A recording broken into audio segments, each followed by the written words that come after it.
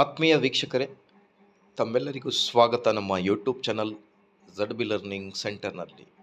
ಇಂದಿನ ಈ ಒಂದು ವಿಡಿಯೋದಲ್ಲಿ ಸರ್ಕಾರಿ ನೌಕರರ ಅಥವಾ ಸರ್ಕಾರಿ ನೌಕರರಿಗೆ ಒಂದು ಸಿಹಿ ಸುದ್ದಿ ಅಂತಲೇ ಹೇಳ್ಬೋದು.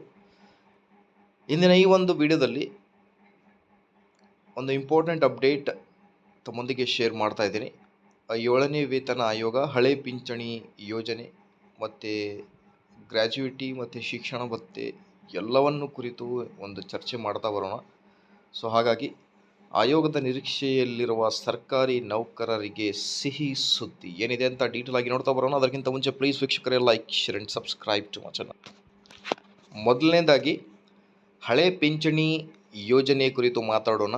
OPS ಓಲ್ಡ್ ಪೆನ್ಷನ್ ಸ್ಕೀಮ್ ಕುರಿತು. ಕರ್ನಾಟಕದ ಸರ್ಕಾರಿ ನೌಕರರು ಹಳೆ ಪಿಂಚಣಿ ಯೋಜನೆಗೆ ಅರ್ಜಿ ಸಲ್ಲಿಕೆ ಮಾಡಲು 30/6/2024 ಕೊನೆಯ ದಿನವಾಗಿದೆ. ಆದ್ದರಿಂದ ಅರ್ಜಿ ಸಲ್ಲಿಕೆಗೆ ಇರುವ ಷರತ್ತುಗಳ ಕುರಿತು ವಿಶೇಷ ರಾಜ್ಯಪತ್ರದ ಮೂಲಕ ಮಾಹಿತಿ ನೀಡಲಾಗಿದೆ. ಒಂದು ಬಾರಿ ಮಾತ್ರ ಹೊಸ ಪಿಂಚಣಿ ಯೋಜನೆಯಿಂದ ಹಳೆ ಪಿಂಚಣಿ ಯೋಜನೆಗೆ ವರ್ಗಾವಣೆಗೊಳ್ಳಲು ಅರ್ಜಿ ಸಲ್ಲಿಸಬಹುದಾಗಿದೆ ಅಂತ ಹೇಳ್ತಾ ಇದ್ದಾರೆ. ಸೊ ದಿನಾಂಕ 1/4/2006 ಪೂರ್ವದಲ್ಲಿ ನೇಮಕಾತಿ ಅಧಿಸೂಚನೆಗಳ ಮೂಲಕ ಆಯ್ಕೆ ಹೊಂದಿ ಆ ದಿನಾಂಕದಂದು ಅಥವಾ ನಂತರದಲ್ಲಿ ರಾಜ್ಯ ಸರ್ಕಾರದ ಸೇವೆಗೆ ಸೇರಿದ ನೌಕರಗಳನ್ನು ಹಳೆಯ ಡಿಫೈನ್ಸ್ ಪಿಂಚಣಿ ಯೋಜನೆಗಳ ಒಳಪಡಿಸುವ ಕುರಿತು 24/1/2024 ಆದೇಶ ಹೊರಡಿಸಿದೆ. ಹಳೆಯ ಪಿಂಚಣಿ ಯೋಜನೆಗೆ ಒಳಪಡಿಸಲು ಸರ್ಕಾರಿ ನೌಕರರಿಂದ ಅಭಿಮತ ಪಡೆಯಲು ಕ್ರಮ ಕೈಗೊಳ್ಳಲು ಸಂಬಂಧ ಈ ಷರತ್ತುಗಳನ್ನು ನೀಡಿ ಸೂಚನೆ ನೀಡಲಾಗಿದೆ ಅಂತ ಹೇಳ್ತಾ ಇದ್ದಾರೆ. ಸೊ ಈ ಕೆಳಕಂಡ ಸೂಚನೆಗಳು ನೀವು ಸ್ಕ್ರೀನ್ ಮೇಲೆ ಗಮನಿಸ್ತಿರ್ಬೋದು.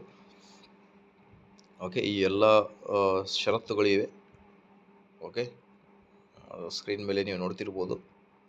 ಸೊ ಅದಾದ ಮೇಲೆ ಗ್ರ್ಯಾಜುಯಿಟಿ ಸರ್ಕಾರಿ ನೌಕರರಿಗೆ ಗುಡ್ ನ್ಯೂಸ್. ಗ್ರ್ಯಾಜುಯಿಟಿ ಶಿಕ್ಷಣ ಭತ್ಯೆ ಶೀಘ್ರವೇ 25% ಹೆಚ್ಚಳ ಅಂತ ಹೇಳ್ತಾ ಇದ್ದಾರೆ.